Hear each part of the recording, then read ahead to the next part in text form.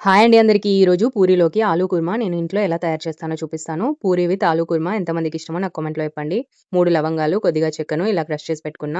ఒక గిన్నె తీసుకొని స్టవ్ మీద పెట్టి అది వేడయ్యాక అందులో కొద్దిగా ఆయిల్ యాడ్ చేసుకొని, ఆయిల్ వేడయ్యాక హాఫ్ స్పూన్ జీలకర్ర, హాఫ్ స్పూన్ ఆవాలు యాడ్ చేసి ఇందాక దంచి పెట్టుకున్న లవంగం, చెక్క మిశ్రమం కూడా ఇందులో యాడ్ చేయాలి. ఇక్కడ నేను కారానికి తగ్గట్లు పచ్చిమిర్చిని యాడ్ చేస్తున్నా. ఇందులో ఎండు కారం వాడము, అందుకని ఎక్కువగానే యాడ్ చేసా. 2 మీడియం సైజ్ ఆనియన్స్ ని పొడవు ముక్కలుగా కట్ చేసి ఇవి కూడా ఇందులో యాడ్ చేసి వీటన్నింటిని ఆయిల్‌లో మంచిగా మగ్గనివ్వాలి. ముక్కలు మగ్గడానికి సాల్ట్ యాడ్ చేస్తున్నా. లాస్ట్‌లో టేస్ట్ చూసి మళ్ళీ కొంచెం సాల్ట్ పడితే యాడ్ చేసుకుందాము.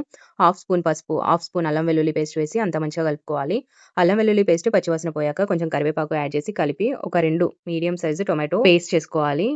ఈ టమాటో ప్యూరీని కూడా ఇందులో యాడ్ చేసి పచ్చివాసన పోయేంత వరకి మూత పెట్టి మధ్య మధ్యలో కలుపుతూ ఉడికించాలి. ఇక్కడ మనం పావు కేజీ ఆలూకి కొంచెం తక్కువగా పచ్చి బఠానీ యాడ్ చేస్తున్నా. ఎక్కువగా కావాలన్నా యాడ్ చేసుకోవచ్చు. బట్ నేను ఎప్పుడు చేసే విధంగా మీకు చెప్తున్నా. పచ్చి బఠానీ ప్లేస్‌లో మీరు ఉడికించిన కాబూలీ చనాని కూడా తీసుకోవచ్చు. మూత పెట్టి ఒక 5 మినిట్స్ లో ఫ్లేమ్‌లో కలుపుతూ ఉడికించాలి. ఇంతలో ఒక మిక్సీ జార్ తీసుకొని ఒక స్పూన్ కొబ్బరి తురుము, ఒక స్పూన్ శనగపిండి, కొద్దిగా వాటర్ యాడ్ చేసి గ్రైండ్ చేసుకొని పక్కన ఉంచుకోవాలి. మేము వాడే ఆయిల్ ఏంటని అడుగుతున్నారు.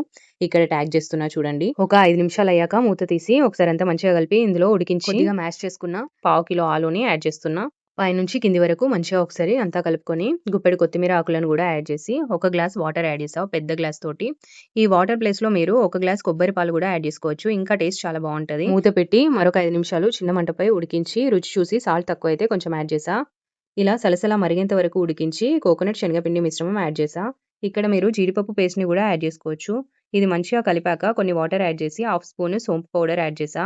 మీకు ఇష్టం లేదంటే సోంపు పౌడర్‌ని స్కిప్ చేయొచ్చు. సోంపు పౌడర్‌కి బదులు ధనియాల పొడి వాడుకోవచ్చు.